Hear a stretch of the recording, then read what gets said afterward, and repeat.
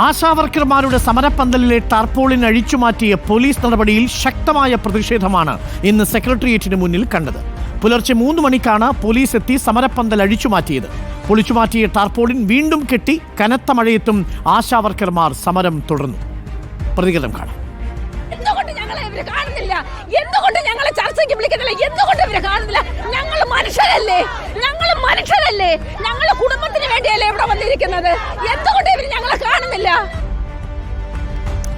ആശാമാർക്ക് പിന്തുണ അറിയിച്ച് കേന്ദ്ര സഹമന്ത്രി സുരേഷ് ഗോപി സമരപ്പന്തലിലെത്തി. സമരത്തിന് പരിഹാരമുണ്ടാക്കുമെന്നും വേണ്ടിവന്നാൽ പ്രധാനമന്ത്രിയെ അറിയിക്കുമെന്നും സുരേഷ് ഗോപി ഉറപ്പു നൽകി. ഇന്നലെ എന്തോ ടാർപോളിൻ പൊളിച്ചു എന്നുള്ളതൊക്കെ ഇപ്പോഴാണ് ഞാൻ അതിന് ശേഷമാണ് സോഷ്യൽ മീഡിയയിൽ കാണുന്നത്. പക്ഷേ അവരുടെ സമരത്തിൻ്റെ വീര്യം കുറച്ച് കടുപ്പമാണ്. അല്ല, അതൊക്കെ സർക്കാർ സംവിധാനത്തിൻ്റെ തീരുമാനം, അതൊന്നും ചോദ്യം ചെയ്യാനില്ല ഞാൻ വന്ന. അവർക്ക് അവരുടെ ദേഹത്തിട്ടിരിക്കുന്ന ഇതൊന്നും ഇനി ആരും അഴിച്ചു കളയത്തില്ലല്ലോ.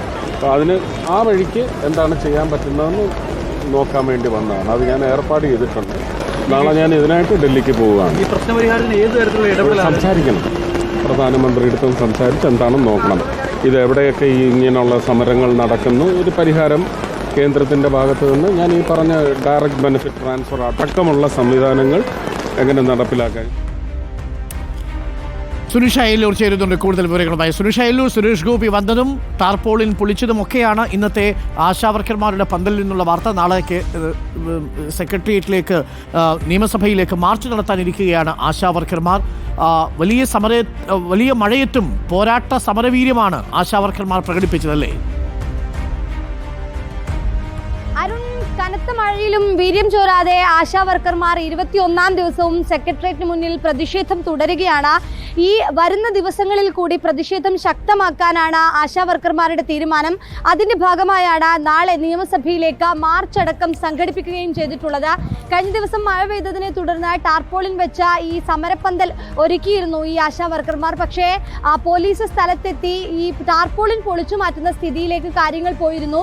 ഹൈക്കോടതിയുടെ ഉത്തരവുണ്ട് ഇത്തരത്തിൽ വഴിമുടക്കിക്കൊണ്ടുള്ള സമരങ്ങൾ പാടില്ല എന്നുള്ളത്. അതിന്റെ ഭാഗമായാണ് ടാർപോളിൻ അഴിച്ചു മാറ്റുകയും ചെയ്തത്. പക്ഷേ അതിൽ വ്യാപകമായ പ്രതിഷേധമാണ് പിന്നീട് കാണുകയും ചെയ്തത്. ഇതിന്റെ ഭാഗമായി തന്നെ വലിയ രീതിയിലുള്ള പ്രതിഷേധം ആശാവർക്കർമാരുടെ ഭാഗത്തു നിന്നും ഉണ്ടാവുകയും ചെയ്തു. ഇന്ന് കേന്ദ്ര സഹമന്ത്രി സുരേഷ് ഗോപി MP ഇവിടെ എത്തുകയും ചെയ്തിരുന്നു. അതിനുശേഷം ഈ വിഷയം കേന്ദ്ര സർക്കാരിനെ അറിയിക്കുമെന്ന് ആശാവർക്കർമാർക്ക് ഉറപ്പു നൽകുകയും ചെയ്തു.